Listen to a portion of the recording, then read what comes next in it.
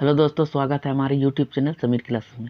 दोस्तों, आज मैं आपको समान विज्ञान के सवाल का पार्ट 5 बताने वाला हूं, जो आने वाले रेलवे ग्रुप डी एवं एनटीपीसी के लिए बहुत ही महत्वपूर्ण है। तो चलते हैं वीडियो की तरफ। पहला सवाल, रेगिस्तानी पौधे की बाह्य त्वचा पर मोम जैसे पदार्थ की परत पाई जाती है। यह पदार्थ है, इसका सही जवाब है ऑप्शन बी, क्विटिन। इसके इंपॉर्टेंट पॉइंट्स देख लेते हैं।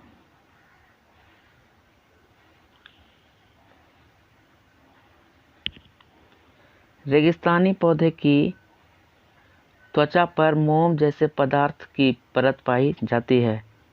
यह पदार्थ क्विटिन है। उष्णकटिबंधीय मरुस्थलीय क्षेत्रों की वनस्पति को जेरोफाइट कहते हैं। पादप कोशिका सेल्यूलोज की बनी होती है। ड्रिद उत्तक की भित्ति लिग्निन से बनी होती है।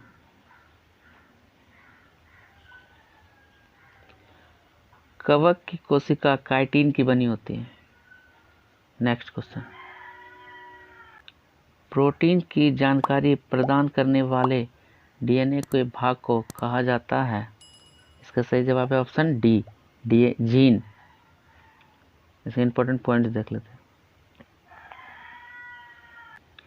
प्रोटीन की जानकारी प्रदान करने वाले डीएनए के भाग को जीन कहा जाता है।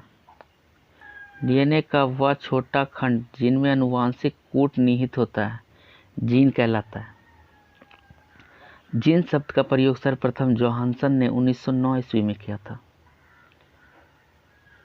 गुणसूत्र में पाए जाने वाले आनुवांशिक पदार्थ को जीनोम कहते हैं। नेक्स्ट क्वेश्चन,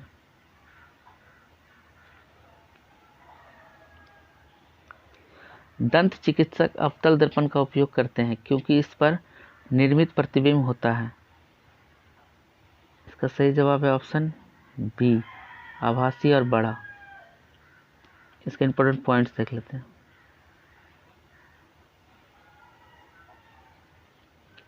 दंत चिकित्सक अवतल दर्पण का उपयोग करते हैं क्योंकि इस पर निर्मित प्रतिबिंब आभासी और बड़ा होता है। अवतल दर्पण का उपयोग क्या क्या है देख लेते हैं। अवतल दर्पण का उपयोग पॉइंट 1, सोलर कुकर में, गाड़ी के हेडलाइट एवं सर्चलाइट में।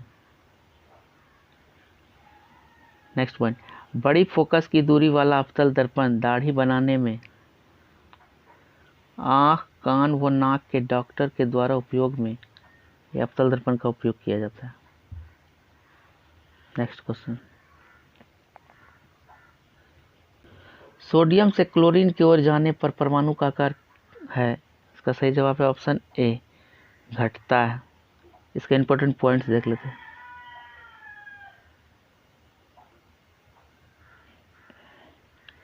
सोडियम से क्लोरीन की ओर जाने पर परमाणु का आकार घटता है। सोडियम मुलायम धातु है जो चाकू से आसानी से काटा जा सकता है। सोडियम का परमाणु संख्या 11 है। क्लोरीन का परमाणु संख्या 17 है।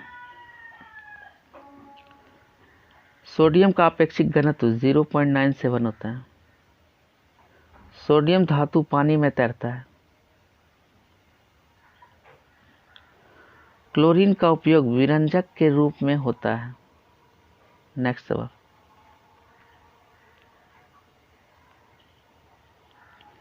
कैल्शियम हाइड्रोक्साइड के विलयन से जब कार्बन डाइऑक्साइड गुजरती है तो बनने वाले अपक्षेप का रंग कैसा होता है। इसका सही जवाब है ऑप्शन ए, सफेद। इसका इंपॉर्टेंट पॉइंट देख लेते हैं।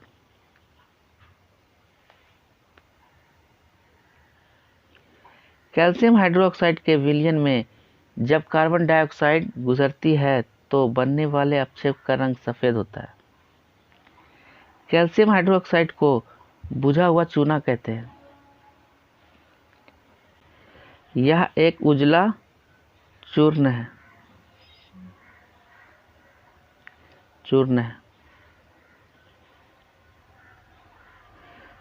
शुष्क बुझे हुए चूने के ऊपर क्लोरीन गैस प्रभावित करने पर ब्लीचिंग पाउडर प्राप्त होता है।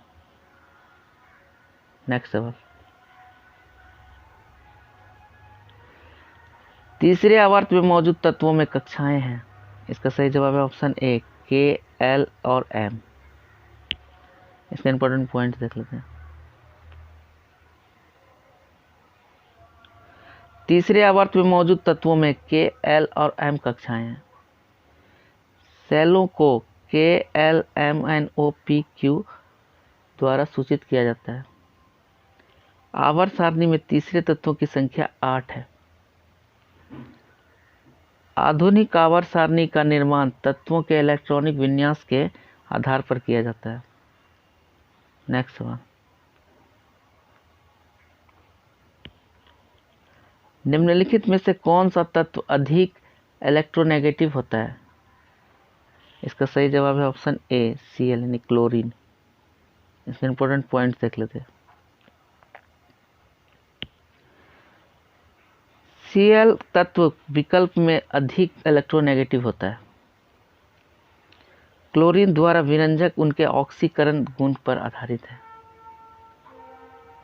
सबसे अधिक इलेक्ट्रॉन बंधुता क्लोरीन की होती है।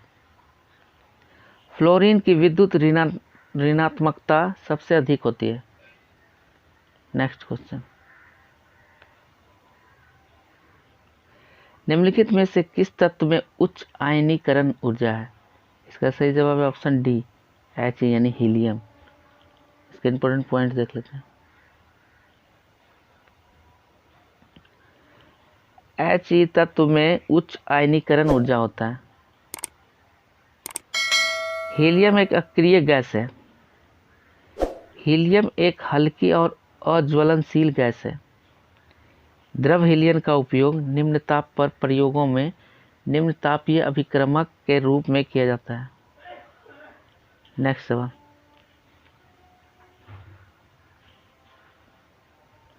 जिस परमाणु की बाह्य कक्षा में इलेक्ट्रॉन की संख्या पूर्ण होती है उसकी संयोजकता होती है। इसका सही जवाब है ऑप्शन बी, 0। इसके इंपॉर्टेंट पॉइंट देख लेते हैं। जिस परमाणु की बाह्य कक्षा में इलेक्ट्रॉनों की संख्या पूर्ण होती है इसकी संयोजकता 0 होती है। जब दो परमाणुओं के बीच इलेक्ट्रॉनों की साझेदारी के फलस्वरूप रासायनिक बंधन बनता है तब उसे सहसंयोजक बंधक कहते हैं।